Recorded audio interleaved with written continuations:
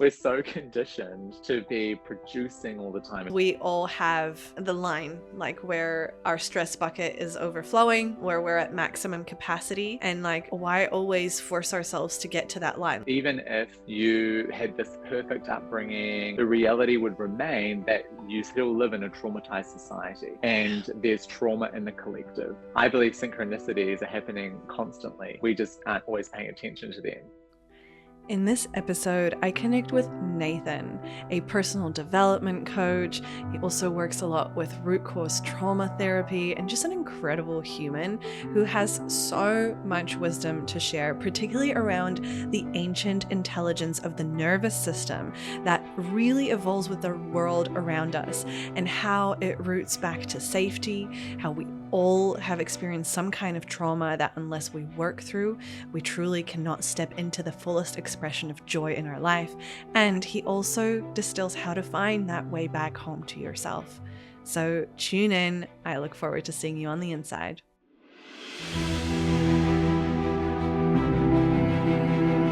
Welcome to Resonance, a podcast for ambitious, heart-led humans craving more balance, depth, and aliveness in their lives. I'm your host, Vic, health coach, yoga teacher, facilitator, and fellow high achiever, learning to live in tune with my nervous system, not against it.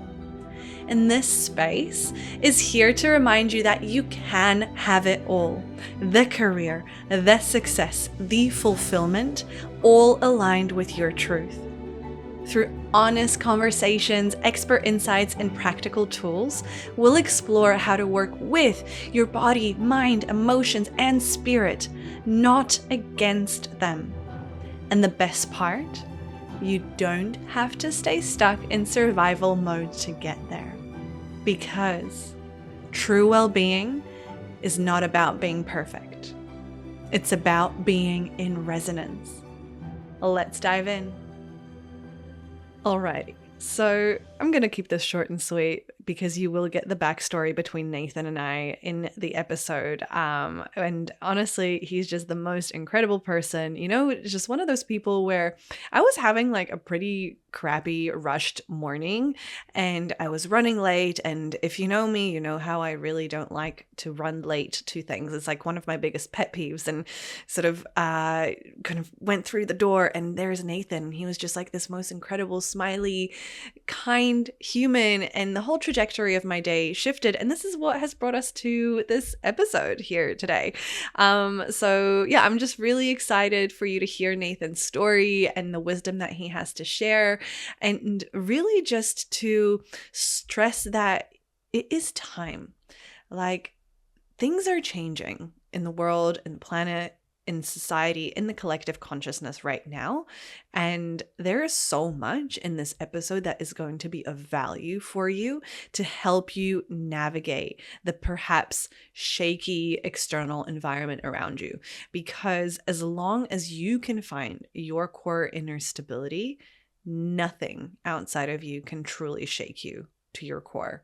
And if it does, you'll definitely bounce back quicker with the tools that he's got. All right. Let's dive in. Presence with someone else when you do a practice meditation or anything like that, which is so powerful. Yeah, it's that shared energy. And I think there's an actual like physics term for it as well that's called spooky action at a distance, where even if we're not physically right next to each other, there's something that happens in the quantum field, which is why often, like, you know, people who host like live webinars or something, like, show up live because you're still going to get a transmission. 100%. I totally believe that. Yeah. Mm. If your heart had a voice, what would it say? Mine said love. Mm. What did yours say? Mine said, I love you. Yeah. Oh. Yeah. And it made me think about this. It made me think about how I know that I have so much unexpressed love, like, that's available. And I remembered this guy who I met last year in this little town, and he had like a he was selling food at like a little shop. And when I bought my food and left, he said, "See you later. I love you." And I was with someone at the time who was a local, and they said, oh, he says that to everybody. Like he just always, like, no matter where you see him or like who you are, he'll say, I love you. And I remember just being like, to me, that was like the most amazing thing, that Mm-hmm. you could just so freely like express this like love. Like, and it's like true unconditional love, right? It's like, I don't even know who you Yes. are, but I love Yes. you, you know. I love that. And like even, recently I've been playing with this expression like to my friends is, not like the oh, I love you, but like I love you because it's like, yeah, actually like there's such deep unconditional love and like why should that only be reserved to one person or like family members, right? Yeah, Yeah. yeah, 100%. Yeah, yeah. Yeah. And it's just so forever expansive. It's funny you say that because we were speaking about dogs earlier. I have hit record, by the way. Yeah.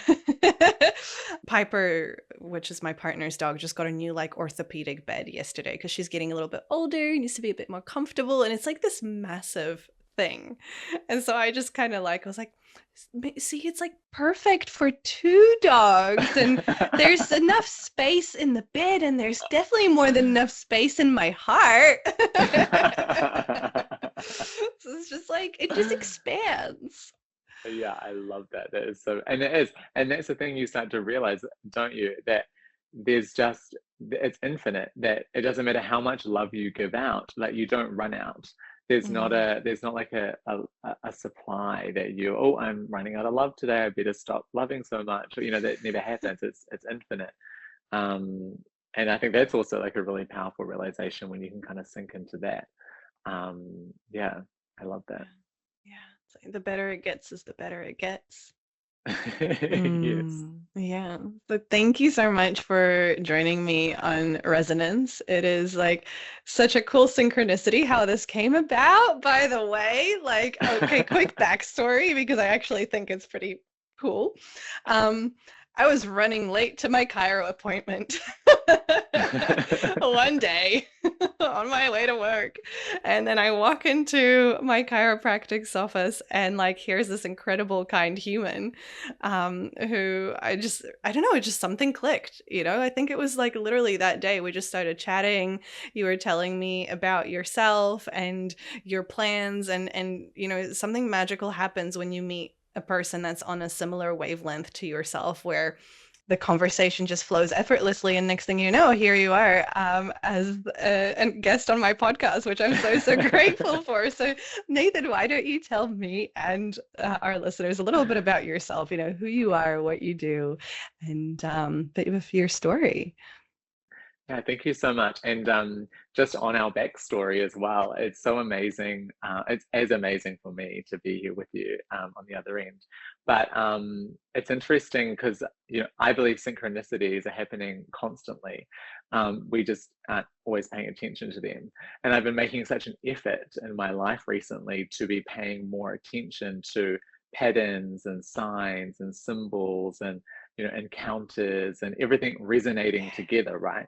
And so meeting you that day and finding ourselves here is just another like example of that. And also this belief that I have, which is that the present moment contains everything we need. The present moment is the teacher. And so everything in the present moment has something for you. And so I've found when I've been even in public or, like the day I met you, I've actually made more of an effort recently to try to like talk more to people or communicate more with whatever's going on around me, because I think to myself, there's something here for me, like that's happening in the present moment. There's something here for me. So I think it can be really easy for us sometimes to almost like shrink ourselves away in moments and kind of like not make much of an effort to talk or not really communicate or not really engage that much with the present moment. But when you actually start doing that, you realize that there's so much there for us. And you and I could have just sort of been stuck in our own heads and not really making that much of an effort to talk to each other, but because we did, we realized how much we had in common and how aligned we were.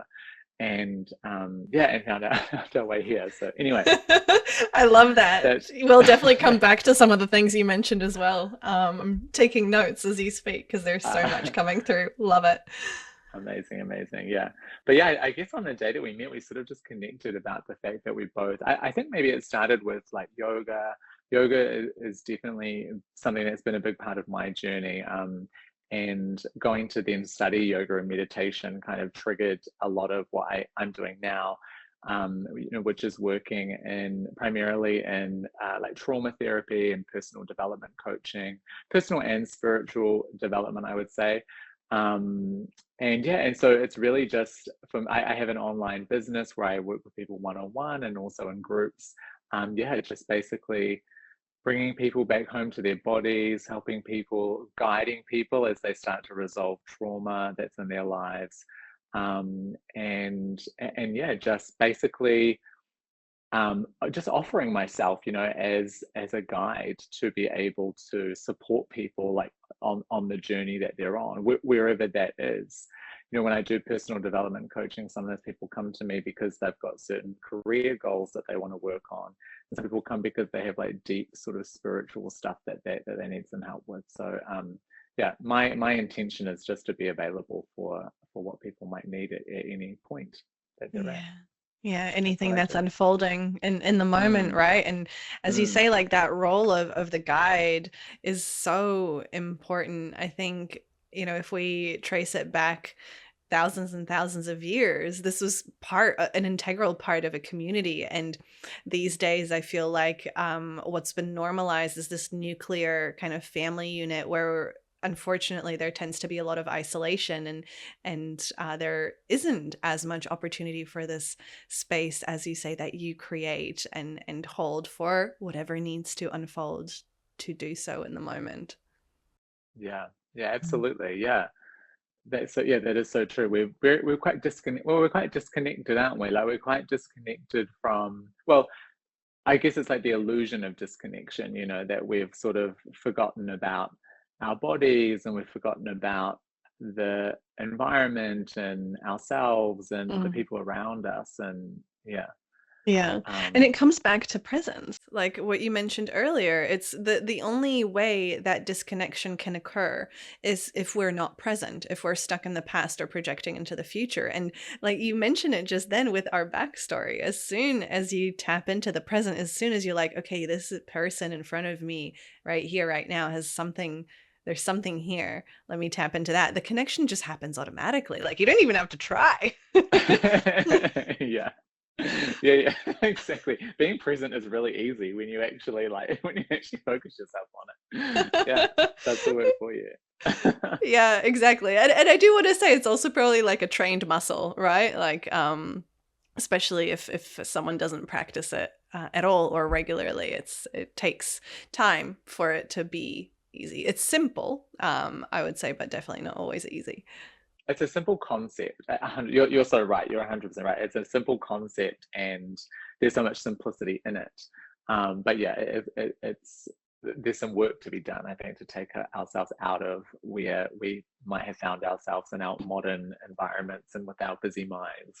Yeah. Yeah, back into that presence. Yeah, for sure.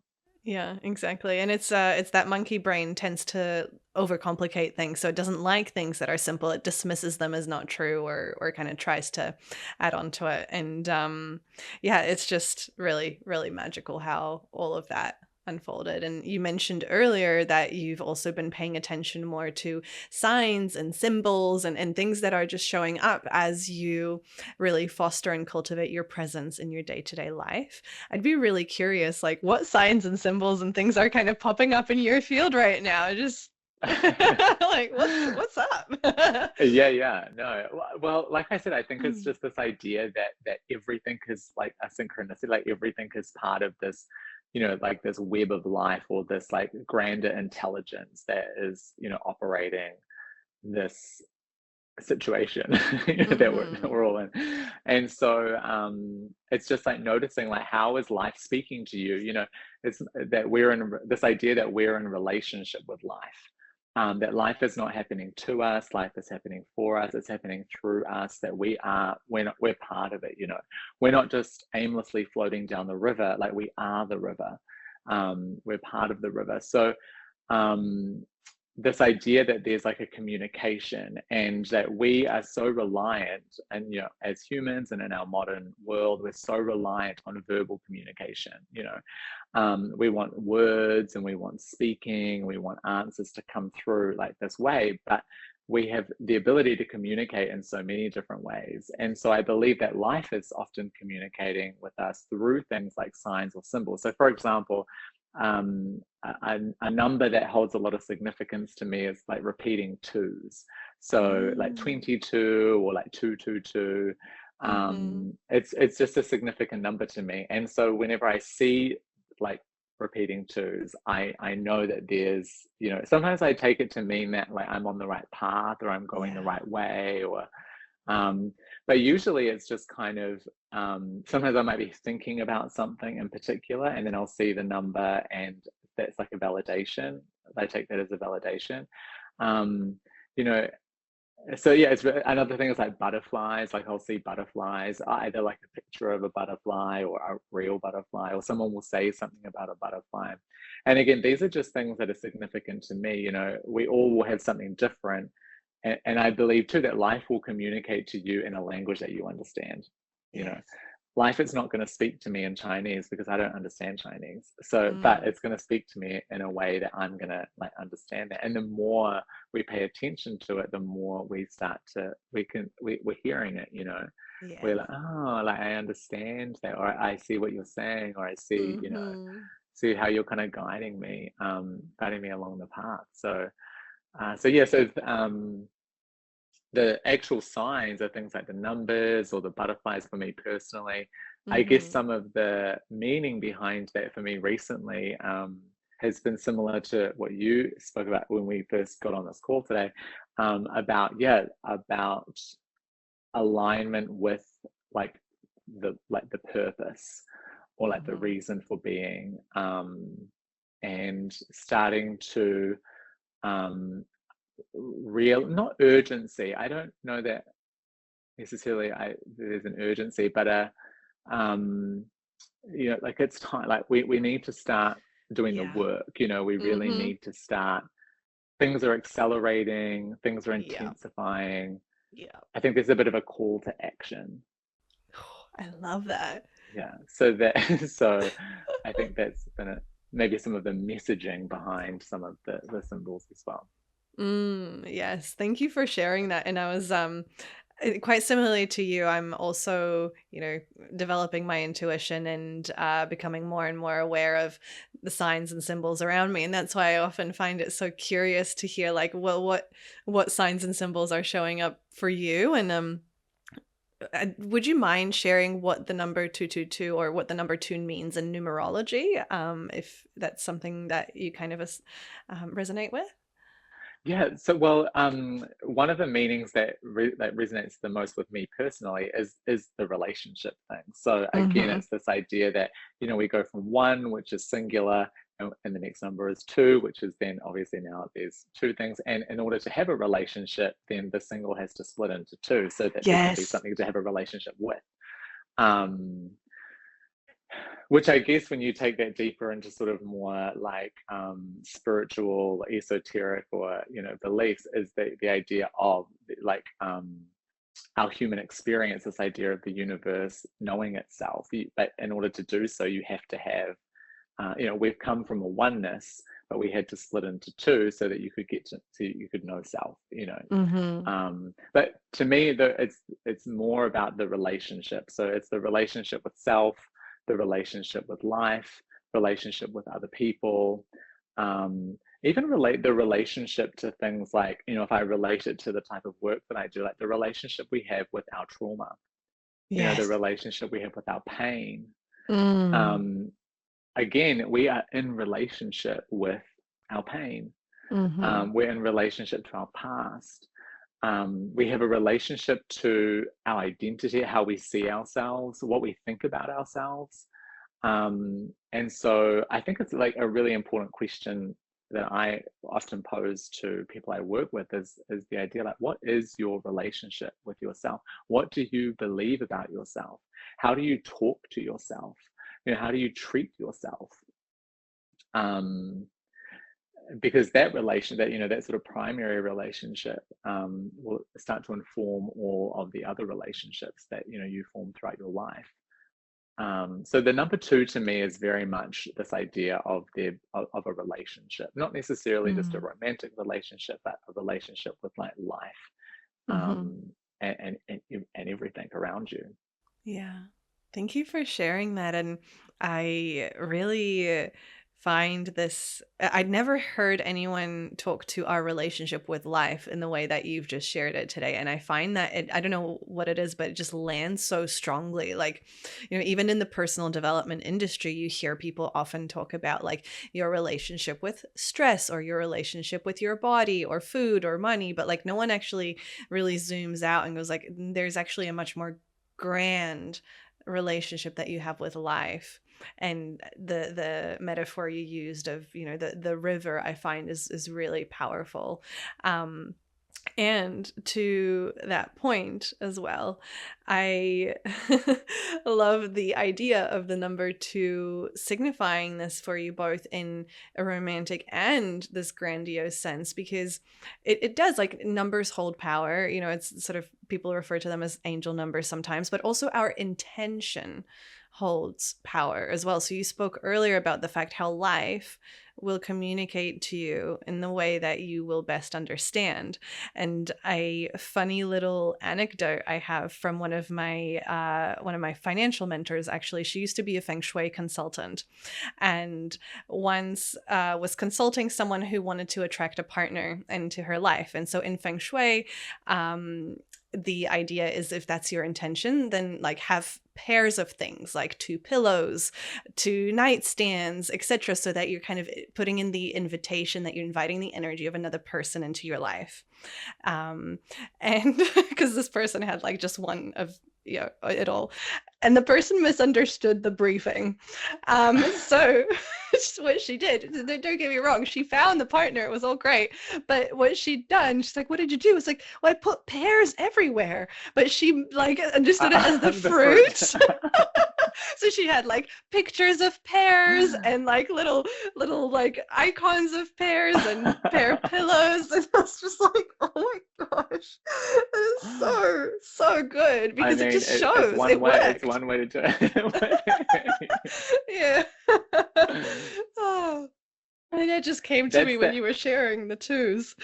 No, that's so true. And like you said, that's the power of intention, right? Like that, even Mm-hmm. though she misunderstood the brief, like the intention was still there. The intention was the same. Yeah, Yes. yeah, Yeah. And we it's are just amazing. creating our own reality. Yeah. We might not Yeah, know it, but we are like the narrator and the director and the producer of our very own show. And I think you spoke to that earlier when you mentioned, what is our relationship to ourselves that you speak to with your clients, and how do you speak to yourself? And I would love for you, if you're comfortable sharing, to maybe talk to how you got onto this path, because I've got to say, working with trauma therapy, that is the path of a warrior, right? Like, often we ourselves have definitely gone through some fires that then have allowed us to emerge as that phoenix rising to help someone else. yeah, absolutely. Um, and what a gift to be able to say that you have that you were able to do a certain level of work on yourself that then enabled you to be able to be like of service to other people as well. Um, yeah, I definitely, yeah, like all of us, right? Like we all have trauma. Everybody does. Because even if you had this perfect upbringing and like, the best parents in the world and like no trouble along the way, the reality would remain that you still live in a traumatized society and there's trauma in the collective. So, um, obviously we all have varying degrees of trauma, but we all have experience with trauma. And I think there's also a lot of misunderstanding about what trauma means in some cases, because it's easy to see how severe abuse can be trauma. It's easy to see how, like, obviously accidents can cause trauma, but the smallest things. An example that was always used during a lot of the training that I did around trauma was the idea of a child being left in the car while the parent went into the or a child falling asleep in the car and the parent quickly running inside to grab something, the child waking up and noticing the parent was gone and just absolutely losing it, and how damaging that can be to the child that would believe that it's been abandoned because it doesn't understand, it's that perception. So, and obviously the parent involved in that situation is doing something that they believe is quite harmless and certainly shouldn't feel terrible for doing that, but we don't realize how it can be quite small and insignificant seeming things, which can still have quite a heavy impact on us. So yeah, I definitely, obviously, like all of us have had my own experiences with trauma throughout my life. I've definitely had quite a challenging upbringing, and definitely developed a really unhealthy relationship with myself, growing up. So speaking of relationships with self, I had a really unhealthy relationship with myself because when I was a child, I was really overweight. So a huge coping mechanism of mine was food. That was my first drug of choice, and then Yeah. going throughout. One of the main things that I would have dealt with growing up was this feeling really unsafe. So my home and family environment was somewhat sort of unpredictable, and so in a developing nervous system, that the home environment being unpredictable like that is going to trigger a lot of stress and concern for safety. Even though my life was never in danger, the You unpredictability didn't of the know environment that. causes. Yeah. Yeah. Yeah. In high school, I was like really bullied throughout school and really struggled with that. So then now the external environment, in this case being the school outside of home, has also become like an unsafe environment to be in. And yeah, so sort of moving through that, coming into like sort of early adulthood, I went like 100 miles an hour in the other way. So I went like super positive. I was convinced that if I could just be positive and pretend that everything in my life was like really perfect, Yeah. You know then it what would my be. business coach calls that? It's whipped cream on garbage. Which, yeah. Okay, quick pause. And let's just take a brief moment to take a deep breath in through the nose and out through the mouth. How yummy is that? Hey, if mindfulness has ever felt confusing or too hard to start, I created a free online course called Live in Presence, 8 Days of Mindfulness, to help you come back to yourself gently. You can sign up for free using the link in the show notes below at liveandhealth.co or through the link in my bio at liveandhealth. Now, take a deep breath in and we'll gently transition back to the episode. That's what it was like. And yeah, and so then, but then realizing later in life, and it was realizing it through my relationships, that I had so much unhealed stuff from my past, and that I was really disconnected from my body. Because what I didn't realize when I was doing it as a young person, obviously, was that things like the eating, which then later on turned into starting to abuse other substances as well, was an attempt to numb. It was numbing the body, numbing the That's it. experience. And so, and to just take myself fully out of the unpleasant experience that I was having, and to not want to feel, and to not want to yeah, to just not want to deal with it.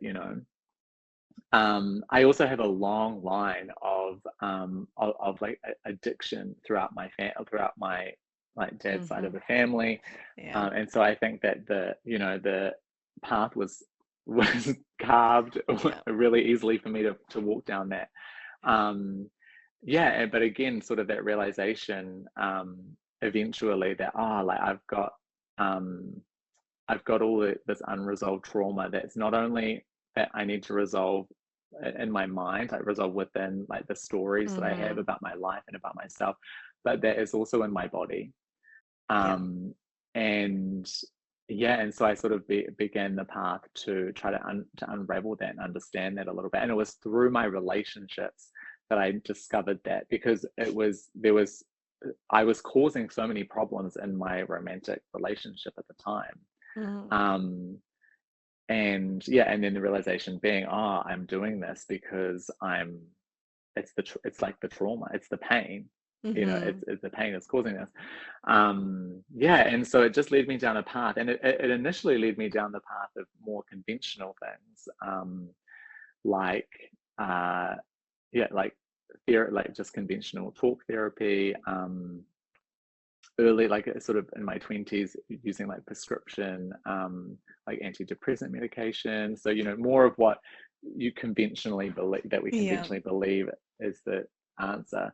But eventually I knew I wasn't able to go deep enough. I knew there was something deeper, that I Was it just needed like to a get to. knowing in you, or did that come through like someone in your life? Or did you just feel that in you? I think I just felt it. I just knew. I Yeah. was like, we're not going deep enough. Wow. Like, I need to So go strong. deeper than that.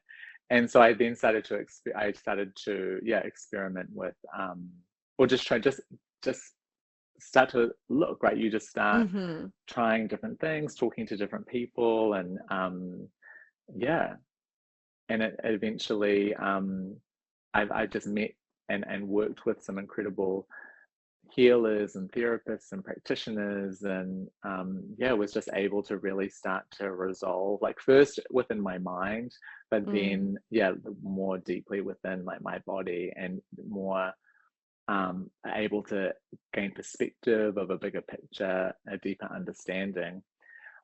Yeah, and then eventually I think you get to the point where you realize, like I still am on my own journey, and that journey will continue, but it's time for me to now start to guide, like bring other people, Yeah. guide other people along. And the sense of, not responsibility, I think is the wrong word, because it doesn't feel like a heavy responsibility, Mm. but this almost, like, I really should do, like, this is something that I can Yeah. do, and I really should be being of service to other Mm-hmm. people. And um, yeah, so that's sort of what led me to where I am now. Yeah. Thank you for sharing that, and just, wow, to hear your journey, and the reason I kind of probed earlier around, whether it was someone or something that prompted you versus your inner knowing. It's just, I feel that it takes so much inner connection and awareness with oneself to be able to listen to that knowing, because in my personal experience, and a lot of people who I know, it often takes a couple of blows from life to really kind of slap you in the right direction. um, but you really kind of had that centeredness and groundedness within you, and to your point around, once you work through so much of your own healing, and that, yes, that journey is never ending, right? It's going to continue. As you say, it's almost like a reciprocity. It's sort of like you've received, and now it's time to give back to someone who may be in your shoes, just a step behind or 10, like, doesn't really matter, because we all need way showers in life. And the fact that you have chosen to go down this path is really inspiring. And I would really love to dive into some of the yeah, I'm really curious to hear about root cause therapy, um because you spoke to safety, and that is so true, right? Like, it at the end of the day, like, if we don't feel safe, if our nervous system is dysregulated, we it's going to be really hard for us to function with just even like the most basic life tasks. And you mentioned the unpredictability of the environment, which was quite dysregulating. I felt really called to weave in this random study that I heard about, which was, I don't know, you might be familiar with it. The monkey study, where they had like three groups of monkeys. um, I'm not sure. Okay, so basically they did this study on monkeys, where they had three separate groups, and I think one was kind of a unit where they had all the food, all the abundance, everything kind of they needed. Another one was they were very kind of almost basically starving. They had very little to go with for survival. And then they had a third group where some days they would have so much abundance, and then other days it would just be like nothing. And it was just quite unpredictable. And the interesting thing is that obviously the group that had a lot of food, like they thrived, they had a great life, and they were just, good. And also the group that had little also thrived, and they were well as well. It was the group that had the unpredictable up and down cycle of lots little that absolutely lost the plot. And I think they had to stop the study early because it was just, it was not safe to continue. So that's just kind of a really nice real life example of how, we do need safety and stability in order to function from a primal instinctual level. Yeah, that's so interesting. I love that story. And it's interesting because from what you just said at the end, from the primal and instinctual level, then that is just what the body is designed for. It's just how it's just the body vessel, it's how it runs. But when we start to dig deeper into some of our practice, our meditation practice, any of our spiritual practice, is how can we start to build resilience, and how can we start to build the sense of internal stability, so that when the external environment becomes unstable, in fact the external environment is always unstable because it's subject to change. But change is the only thing that there is. There is Yes. there is no, it's an illusion that everything is staying the same. So how can we build this inner resilience and this inner level of stability, so that we're not so reliant on the external environment being stable all the time, because it simply won't be. But to your point, we have to also realize that we have a body. We've been given a body, and that's what we're driving around in. And the body has a nervous system, and the nervous system in the body, which is just infinitely intelligent, it wants stability, and it's going to experience the instability of the external environment as, like, it's going to, in an unpleasant way, like in the study with the monkeys. So I think that's so interesting. And I think it is, again, that's a relationship, right? It's a relationship. It's first of all a relationship with the body vessel. It's also a relationship between the body, the external environment, and our internal environment. Yes. Because you could have the most peaceful, stable, and predictable life, and if you had a chaotic internal environment, your mind was just completely chaotic, everything was a total shambles on the inside, then it doesn't matter how stable the external environment becomes, you won't feel stable. No. You won't be stable, Yeah. And vice versa, so if that's true, then technically, if it doesn't matter how unstable the external environment is, how chaotic it is, how unpredictable it is all the time, if we can sort of start to cultivate a more stable inner experience, then that's going to have an effect as well. So again, it's just that relationship with those kind of moving parts. That's it. Yeah. Yeah. You mentioned earlier the piece around change. My very first yoga teacher, when I was 8 years old, said that change is the only constant in our lives. And that sentence has stuck with me throughout my entire life. And as you say, the blows in life will keep, like, it's just going to keep on coming. There is an unstable external environment. And like we were chatting just before we started recording, right? Like, whew, this week's been wild. And I really was like reflecting on the experience. I was even joking with my partner, who's not really into like all this health and wellness and spirituality stuff at all. But I am, so he kind of gets it. And we were joking how I was like, damn, like me a few years ago would have just gone to like vapes and alcohol and just like numbed out. Like, dude, it's so much harder to feel all this stuff. but then also helps you get through it faster, because if we revert back to the old ways, it would just stay stuck and keep on just rotting us from the inside, versus, as you say, cultivating that inner stillness, that inner awareness, inner presence, to be able to deal with the environment when it starts to get shaky, when the ground starts to open up underneath you. And that takes a lot of work, right? It was so much easier to numb out. It was so much easier. So much easier. I'm thinking to myself, oh God, but yeah, Oh, but memories. yeah, but when we numb ourselves to, as you know, when we numb ourselves to the experience, to the things we don't want to feel, we also numb ourselves. You just numb yourself to everything.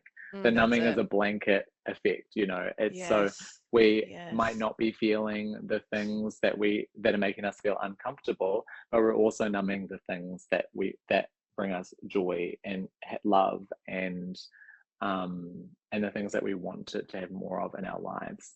Mm-hmm. um so yeah, and it is, the thing about change is that even though it's really terrifying to the mind, it's the mind that struggles with change too. This idea that things will fluctuate and whatever, and the mind wants to be able to predict. It wants to know what's going to happen.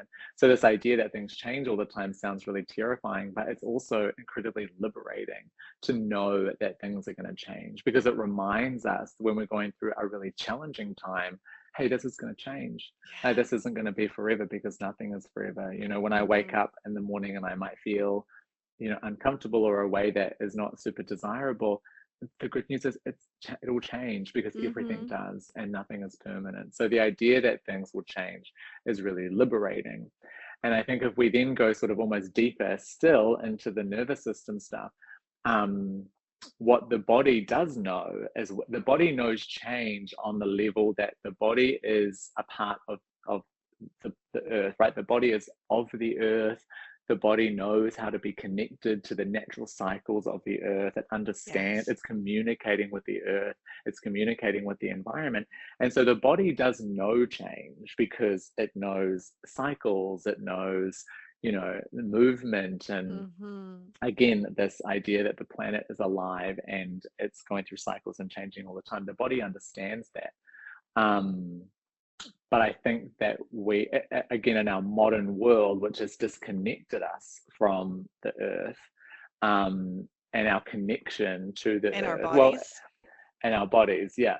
Yeah. Even though the modern world has, we can't be disconnected from something that we're inseparable from, but it's created this idea of like a disconnection. We've been Yeah. physically pulled away from the earth. We're We've put boxed up ourselves into, in rooms that keep us away from sunlight, water, or yes.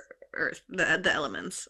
Yeah. Yeah, 100%. Mm. We're put in these boxes, we're away from the ground, there's artificial light, there's constant stimulation, Yeah. our We're sleep eating cycles, artificial foods. the We're food is drinking artificial artificial. drinks. Yeah, yeah, Poison. yeah, 100%. And so it's interesting that the conversation has come here, because when we're talking about the nervous system and this idea of a lot of the work that I'm doing now is starting to push more towards this idea that we have this ancient nervous system, which is an ancient intelligence, that has been evolving with the planet, with life, Yes. and but we've taken it out of its environment, and it's suffering. Like the Mm. body and the nervous system are suffering, because it's like it's like your cell phone, right? Like the phone will easily be disconnected from the power and run for a little while, but eventually you're going to have to plug it back into the power That's it. cord, because it's going to die. And that's Mm-hmm. what's happening to our bodies. We're so disconnected from the power source, that we're suffering and we're struggling. And so we really have to find a way to come back into the body. And as we come back into the body, I think it almost starts to happen naturally, and you may have seen it in yourself or in your work as well, that we actually start to gravitate without even being told. We just start to gravitate back to the earth. We want to spend more Mm-hmm. time in nature. We want to go to the beach. We want to go for a bushwalk. We want to get sunlight. We want Mm-hmm. fresh air. We start to question like the food and the water, and we just sort of come back into the body, and we naturally start to bring ourselves back into like some kind of like cycle and rhythm, even if we don't know we're doing it. Yes, yes, that is so spot on. And my goodness, you've touched on so much. like gold here, because as you say, we are cyclical beings, both men and women. And especially, something that came to me as well is women are suppressing their cycles with the hormonal birth control pill. So even that is another way of where like the body's being pulled out of its natural rhythm because the natural hormonal production isn't happening. It's also like quite a strong example thereof. And Absolutely. the other piece that you mentioned that I really wanted to touch back on as well is that like how good you can feel, but you can't feel it unless you also feel the badness, right? And one of my meditation and manifestation teacher talks about this, that like how can we expect to feel the most ultimate bliss, to live the life of our wildest dreams, if we're not ready and willing to also feel the rage, to feel the sorrow, both ours, our ancestors, collective, those who maybe don't know or don't feel safe enough to feel theirs, right? It's sort of, you can't just have one. I think, as you say, it's a spectrum. And I don't know about you, like back in my numbing days, I was very empathetic. Like I would just be a robot. I wouldn't feel at all. And gradually your spectrum grows. It's like the more pain you allow yourself to experience, the more you actually also realize how much joy and bliss is out there and available to you. And it's up to you how wide of a spectrum you are able to expand your capacity to hold. I think that's kind of a really miraculous way that we get to experience this life in this body. 100%. And I had a really beautiful healing experience once where I felt so connected to the idea that you just said, which is that it's like polarity, right? Everything has an Mm-hmm. equal and an opposite and equal. And so your capacity for pain will be mirrored by your capacity for, for pleasure, for light. And for me, it was this really visceral experience of the pain that I was holding in my body and in my energy was stretching me out so that I could actually hold more light, more love and more of those Yes. good things as well. We are multi-dimensional beings and we have this capacity to experience a kaleidoscope of feelings. Mm. We are feeling creatures. The body is a feeling machine, that's part of its job. It's Yes. it's a it's a feeling device. um and so I think it's just the conditioning that we've all gone through, which tells us these are the things that you should feel and that you want to feel, and these are the things that you don't Mm. feel or that you shouldn't want to feel. And so, yeah, we almost need to almost like adjust that mindset a little bit to say, actually, I just want to feel, and I have the capacity to feel so many different things. Um, and that's all, and all feelings are okay. Mm-hmm. All feelings are okay, and all feelings are valid. Yes. That's it. That's it. Like anger is no better than joy, is no better than sorrow. This whole, also, you'll probably resonate with this, right? Like women often apologize for crying. Men have a really challenging time displaying their sorrow in public, at least from kind of the men that I've interacted with. And it's like, it's all just being stuck in there. And so a practice that I actually would encourage, anyone listening to do this as well. If someone actually has the courage to show their emotions, to be vulnerable and to like let even a sliver of emotion be there, to like to encourage that, to name it and say, hey, thank you for your courage and for showing your emotion, for feeling your feelings. Because I think, as you say, we've been conditioned in a society that like glorifies joy and producing and always being happy all the time. And, we're told by our parents, stop crying or give you something to cry about, whatever.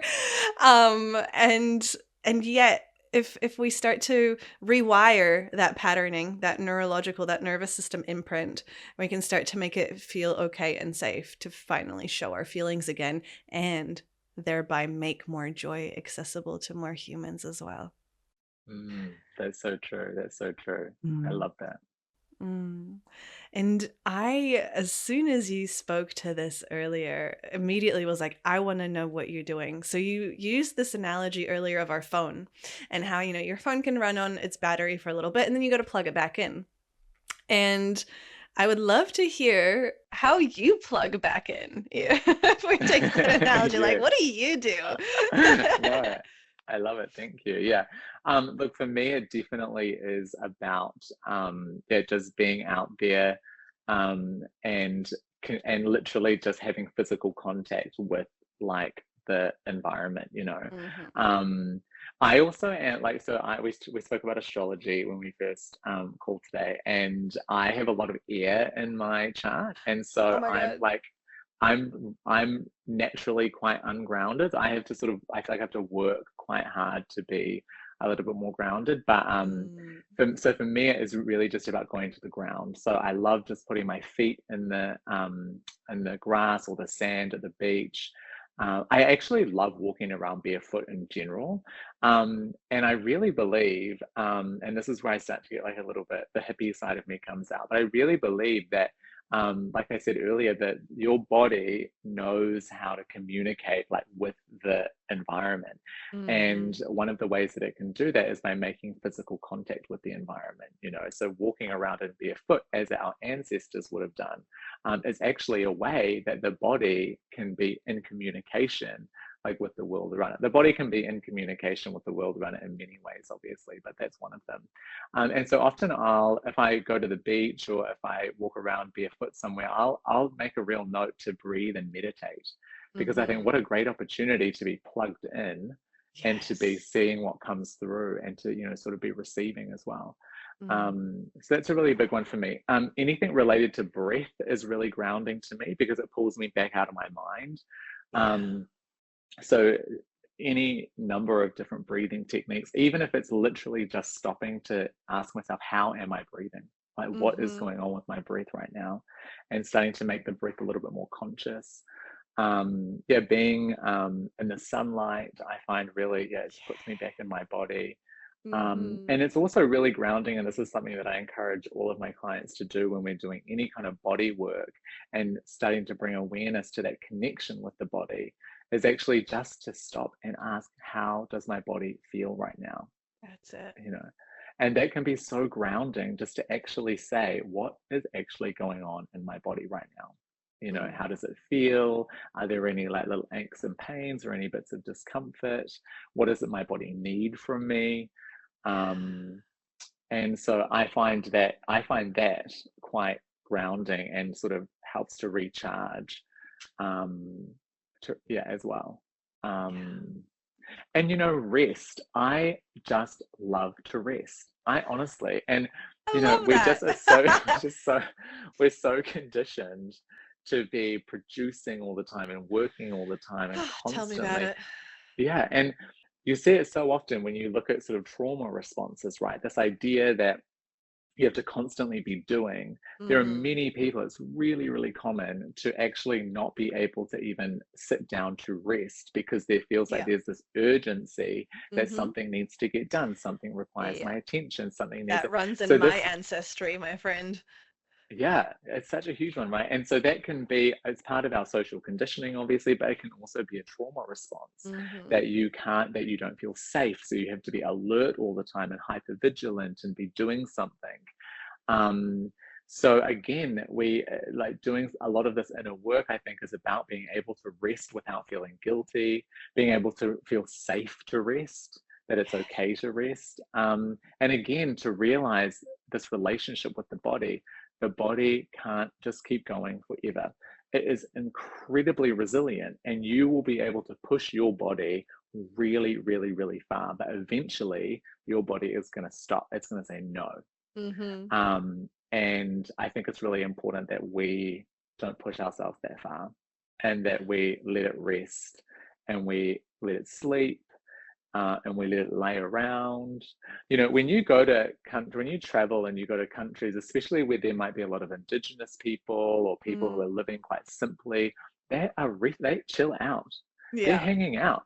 You know, Uh-huh. yes, there's work to be done. Yes, they life is kind of just like, yeah, man, like we just, you know, you do what you need to do, but Yeah. there's just a whole different kind of pace. Um, and yeah, in the West, we you know, we're pretty far from that. Yes. I love that you named that because it's, as you say, the body will be incredibly resilient and it'll send you little signals, and you have the choice of listening to those signals, or you can push through, but it will stop you, because we all have the line, like where our stress bucket is overflowing, where we're at maximum capacity. And like, why always force ourselves to get to that line? Like, why not just proactively make sure that our rest and, happiness bucket is overflowing, so that we're emptying out the stress and filling in the good? Yeah, Yeah. absolutely. Yeah. Thank you for sharing that. I think that was so I love how you called the body as a healing machine. That was a really cool way to phrase that, because it is. It's like, it's literally what it's designed to do, as long as it's put in the right circumstances and it's given the right care and love and attention, both within and without.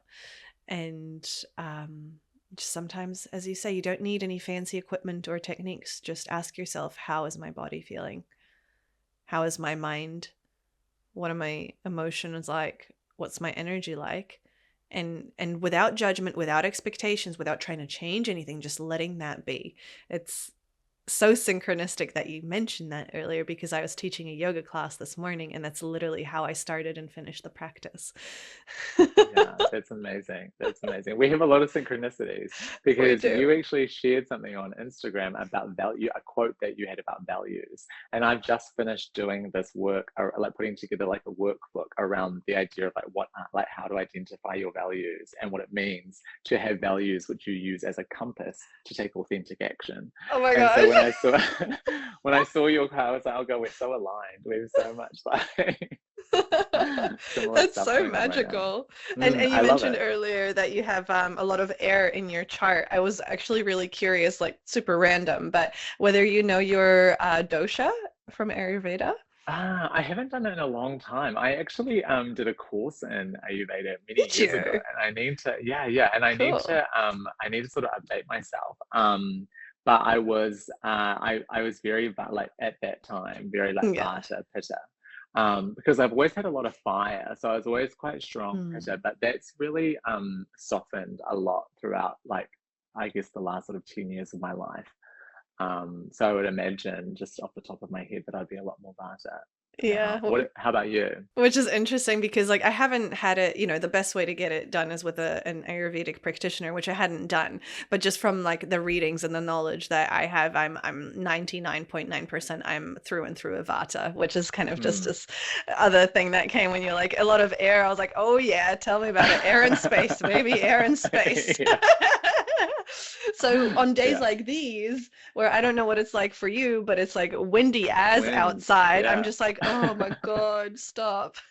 Yeah, I find windy days really activating. Like, I'll be quite Same. energized on a Ah, windy day. really? Yeah, yeah. I'll just Like, be like very really like I want to move. discombobulated and just like, Mm. ugh, just like really feel it. Hey, Yeah, that's for so sure. interesting.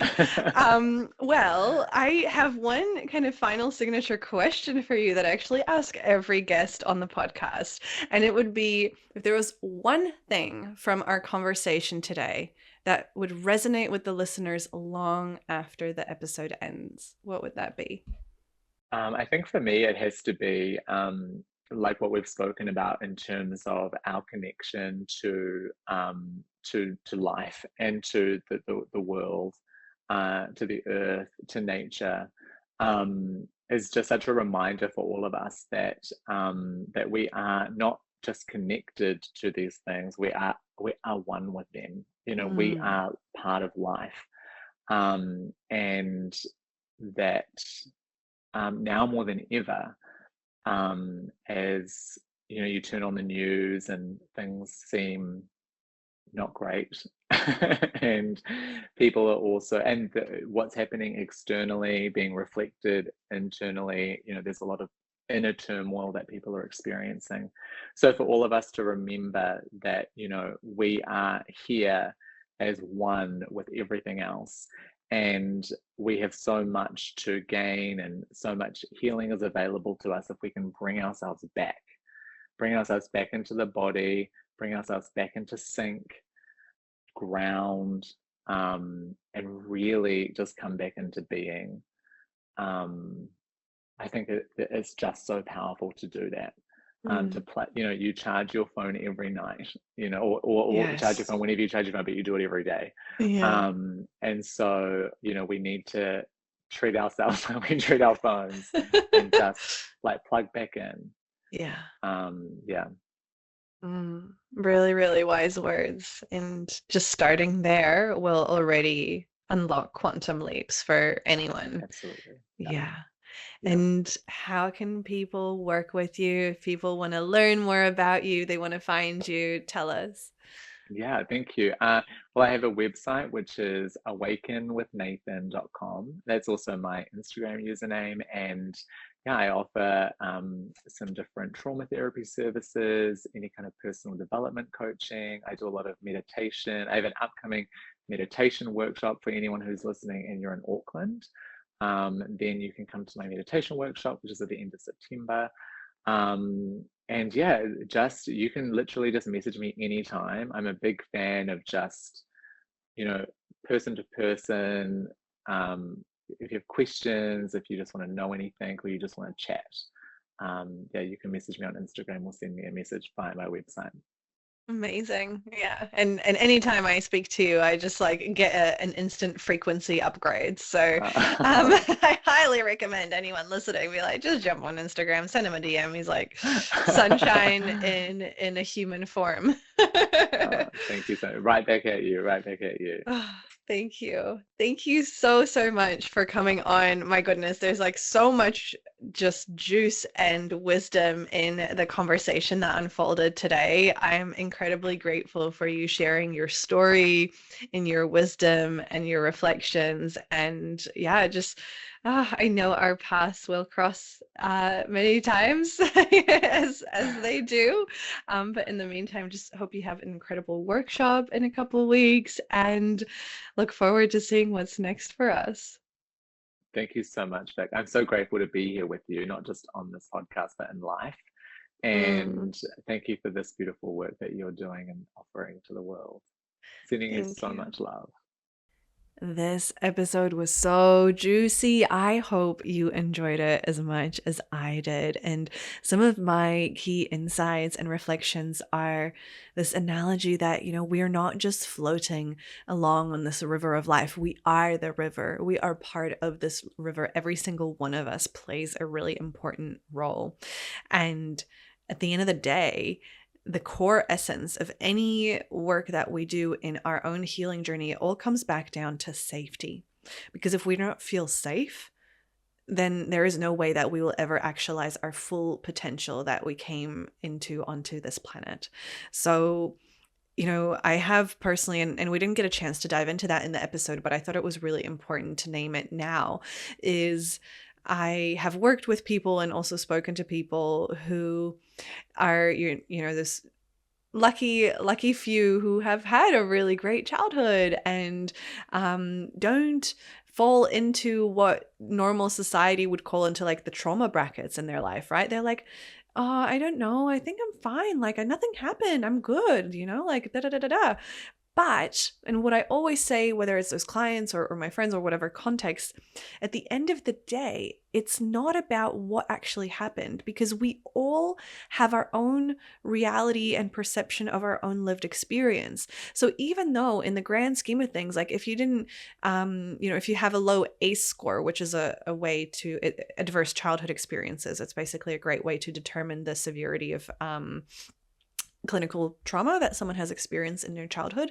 Like even if you have a low ACE score, that doesn't mean that you didn't experience trauma. It just means that you have a different baseline and your nervous system is operating from a different set point. And at the same time, if say you were that baby that fell asleep and then woke up and the parent wasn't there because they ran into the grocery store to get some milk and they didn't want to wake you up out of love and great intention, that's still dysregulating, right? So I just really wanted to name that, because anyone who might be listening who's like, oh no, my life was all rosy and everything's great. Well, the thing is, everything's great in the context of your perceived and lived experience. So if something really shook you to your core and you feel like it's not big enough or worthy or any of that kind of negative self-talk is coming in, like please just completely scrap that, because No one has walked even a step in your shoes. So no one can speak to your lived experience except for you. And I clearly got quite wired up about this, but that's probably because someone out there needed to hear it. So, with that in mind, as we wrap the episode, my invitation for you as your call to action this week would just be to ponder on how you plug back in. Whether it's you plugging back into the earth, to source, to yourself, it is how do you recharge yourself? And be honest with yourself. Like, how often do you do that? And perhaps can you do it a little bit more this week? That's all from me for now. I hope you have a beautiful week ahead. Lots of love. Bye. If you're enjoying this episode and want to stay connected beyond the podcast, I would love to invite you to join my newsletter. It is a soft little pause in your inbox, an email that you actually want to read, sharing reflections, wellness wisdom, and seasonal insights to really help you slow down and come back to yourself. You'll also be the first one to hear about new offerings, events, upcoming episodes of Resonance, and so much more. The links are right below this in the show notes. You can sign up through my website, liveandhealth.co, or by heading to any of my socials at liveandhealth. Links are in my bio. It is free, it is gentle, and always created with care. The views and opinions expressed by guests on Resonance are their own and do not necessarily reflect the views of me, Viktoria Levenberg, Live in Health, or anyone working within the Live in Health brand. This space welcomes a diversity of ideas, experiences, and stories, and part of Resonance is learning to take what aligns and gently leaving the rest. Also, while I am a national board certified health and wellness coach and deeply passionate about well-being, this podcast is intended for educational and inspirational purposes only. Resonance does not substitute personalized medical, psychological, or therapeutic advice. Always seek guidance from qualified professionals for any physical, emotional, or mental health concerns.